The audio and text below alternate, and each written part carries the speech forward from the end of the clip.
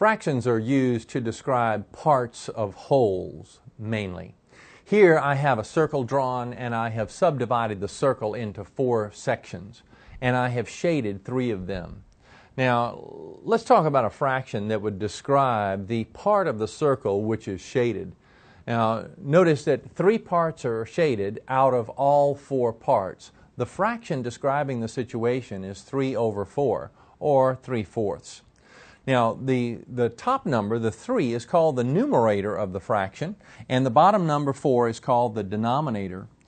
The numerator tells how many items we have, and the denominator tells how many items are in a whole.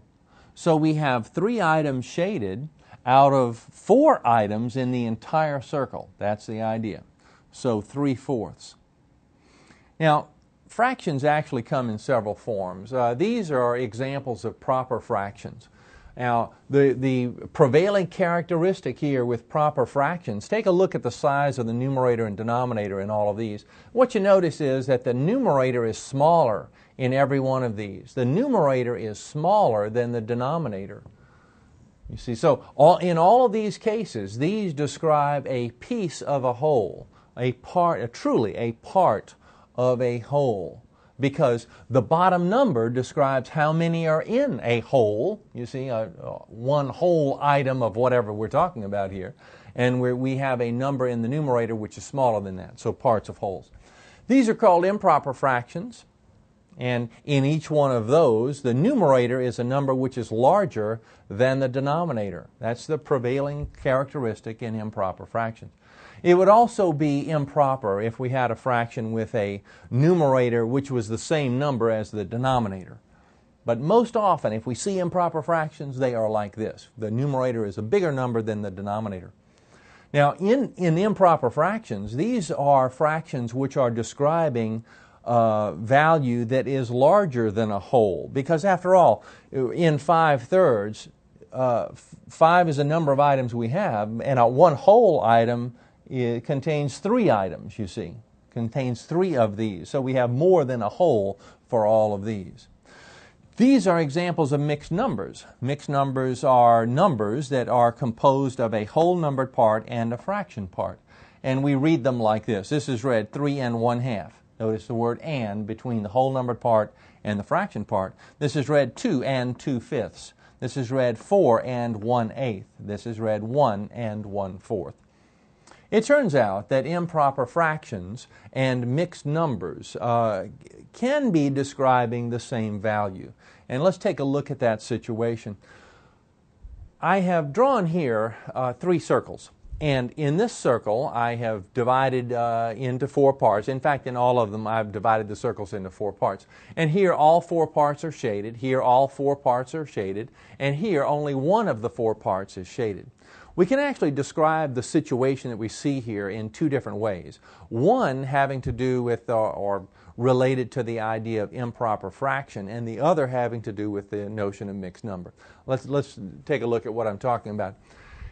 If we think about the number of little pieces that are shaded, the number of fourths that are shaded, I have 4 fourths here, another 4 fourths here, for a total of 8 fourths that are shaded in those 2 circles, and another 1/4 over here. So that's a total of 9 fourths that are shaded in all 3 circles.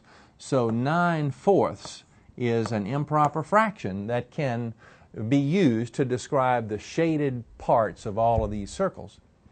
Now, let's look at the situation another way. We've got, we've got 1 whole circle shaded here. We've got 1 whole circle here. That's 2 whole circles. Plus, we've got 1/4 of another circle. So we have 2 1/4 circles that are shaded. So the shaded portions of these circles can be described using the mixed number 2 1/4. Now, if it is the case that 9 fourths can be replaced by, or has the same value as, or is equal to 2 1/4, then there must be a way for us to convert 9 fourths into 2 1/4 and a way for us to convert 2 1/4 into 9/4. And let's talk about that a little bit. There are a couple of ways of looking at the situation going in that direction. That is, in changing 9/4 to 2 1/4, 2 1/4, we can think this way. We can think, well, gee, let's look at the circles for a moment. Here, the shaded business can be described as 4/4 if we were going to write a fraction involving this, because after all, we have 4 shaded regions out of a total of 4 in the whole circle. And here for this other one, we also have 4/4, you see, for the shaded part. And in the third circle, we have 1/4. Now, 4/4 is the whole circle that's shaded here. And 4/4 here is the whole circle. We have one circle here, one whole circle here, and 1/4 of a circle here. So we have 2 1/4. See, 2 1/4. But there must be a better way to show it. This is a nice little illustration, but maybe there's another way, and there certainly is. And that way is an arithmetic process. And it's a process that works like this. Remember in the last chapter when we talked about whole numbers, we said that in the division process, we can request the division of whole numbers using a fraction. And if we just think about it like that, think about the fraction like that. This is 9 divided by 4. You see now, so this is a fraction bar, but it also is a request for division, or it can be thought of like that in order to make the change from improper fraction to mixed numbers. So we have, let's see, 9 divided by 4. Well, that's 4 into 9. Let's see, 4 into 9 goes 2 times. 2 times 4 is 8. We subtract and get 1. So we have 2 wholes, you see, in this process, but 1 left over. So we have 2 with 1 left over. Now that leftover one, the remainder, is written on top of the divisor to complete the fraction part of our mixed number. So this is written as 1/4, 2 1/4, you see. So we have a whole numbered part and a fraction part. The fraction part comes from the remainder over the divisor in this situation. So a good way then to change an improper fraction to a mixed number. Now let's go back the other way. In going the other way, in changing a mixed number to an improper fraction, once again, we can think in several different ways. The 2 that we have here, we could subdivide that into 1 and 1 and 1/4. You see, and if we want to describe this in terms of fourths, you see, we're talking about the entire circle, or 4/4 of the circle, 4/4 of this circle, and 1/4, and 4, how many fourths do we have? You see, we have a total of 9/4 in this situation. That's a way to look at it. But I think a better way is like this. We could actually say that, well, I'll show you the fast track way here, and then we'll talk about it a little bit. But it's to multiply 4 times 2 to get 8, and then add 1. So you're kind of going like this: 4 times 2 to get 8, and then you add the 1 to get 9/4. That's the manipulative process. When you multiply 4 times 2 to get 8, what you're doing is you're calculating the number of fourths there are in 2. You see, every one of these rascals, every one of these whole numbers, every whole number that's in 2 has 4/4. So the total number of fourths that we have we have 4/4 in every one of these. So 4 times 2 would be 8/4 for the 2 in the whole numbered part. And then we add the 1/4 for a total of 9/4, describing all of the shaded regions. Okay. Let's practice the idea of changing from mixed number to improper fraction to mixed number. In these, we want to change, we want to write these as mixed numbers. They are improper fractions right now. And the way that we want to work these is to go through that division process. We want to think that these fractions imply division problems. And if we go through the division, we will be changing into the mixed number. All right, 9/8, 9/8 means that this is 9 divided by 8. So it is 9 divided by 8. So we divide 8 into 9. And now 8 goes into 9 one time. 1 times 8, 8. Subtract, we get 1. We put the remainder over the divisor, and we have our mixed number. So 9/8 is 1 and 1/8. And it only makes sense because the number of items we have is 9, and a whole has 8 items. So 8 of these 9 items make the one whole, and we have 1 left over. We have 1/8 left over, so 1 and 1/8.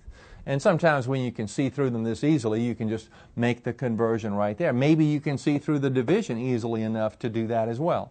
For 7/3, for example, you might say, well, 3 goes into 7. See, 3 into 7, oh, that goes 2. Because 2 times 3 would be 6. And then how many are left over? Oh, 1 is left over. So this is 2 and 1/3. Now don't forget that the denominator of this fractional part is the same as this denominator. That denominator is the same as this denominator. That's an important idea. How about 12/5? Well, once again, we could kind of mentally go through it and say 5 into 12, you see, goes 2 times with 2 left over. That's fine. But when the numbers get big, I encourage you strongly to go through the division process. And if we're doing that here, we do this. We say 12 divided by 5, which is 5 into 12. 5 goes into 12 2 times. 2 times 5, 10. Subtract to get 2. 2 is the remainder. We put the remainder over the divisor, and our mixed number then is 2 and 2/5. Oops, 2 and 2/5.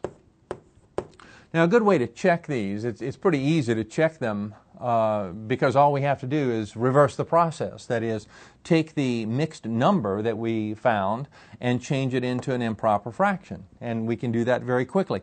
5 times 2 is 10, and 2 make 12/5. Notice the correspondence with those denominators. Same number for the denominator. Let's go through the process the other way, though, with some mixed numbers. Write as improper fractions. We have these mixed numbers.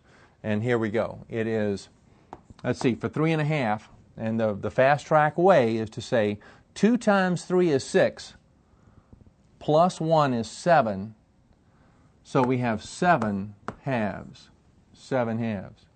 Now, if there's any confusion about this, about why you do this or how the manipulation is performed, you can go back and draw little circles or squares or any number of figures, and you can do the shading and all of that kind of thing to verify that what you're thinking is correct. And if you're doing this for the first time, then and it's possible that you may be, or maybe it's been a long time ago that you've had this or something like that, then you might want to verify using little figures and so forth. There's nothing wrong with that, to make sure that you're thinking about it correctly.